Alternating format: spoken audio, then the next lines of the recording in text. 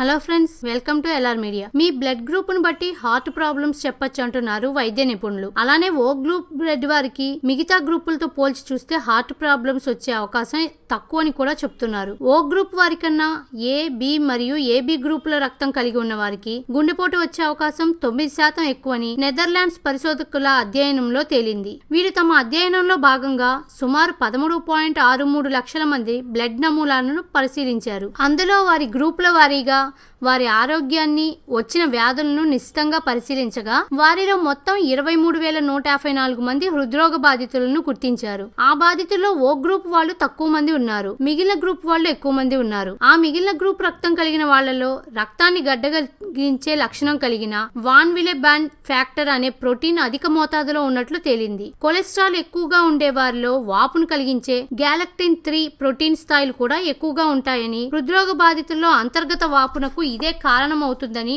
వారు వివరించారు. ఈ ప్రోటీన్లు ఏ, బి మరియు ఏబి గ్రూపుల్లో ఎక్కువని కూడా వారు పేర్కొన్నారు. అందుచే ఓ గ్రూప్ బ్లడ్ కలిగి ఉన్న వారితో పోలిస్తే మిగతా గ్రూపుల వారికి హార్ట్ ప్రాబ్లమ్స్ వచ్చే అవకాశం ఎక్కువగా ఉండటానికి ఇదే కారణం అన్నారు. అందుచే హార్ట్ ప్రాబ్లమ్స్ ను ముందుగానే పసిగట్టాలంటే కొలెస్ట్రాల్, వయసు, రక్తపోటు తదితర అంశాలతో పాటు బ్లడ్ గ్రూప్ ను కూడా పరిగణనలోకి తీసుకోవాల్సి ఉంటుందని పరిశోధకులు సూచిస్తున్నారు. ఈ వీడియో మీకు నచ్చినట్లయితే లైక్ మరియు షేర్ చేయండి. విలువైన మీ అభిప్రాయాలను కామెంట్ రూపంలో తెలియజేయండి. మరిన్ని న్యూ అప్డేట్స్ కోసం ఎల్ఆర్ మీడియాను సబ్స్క్రైబ్ చేయండి.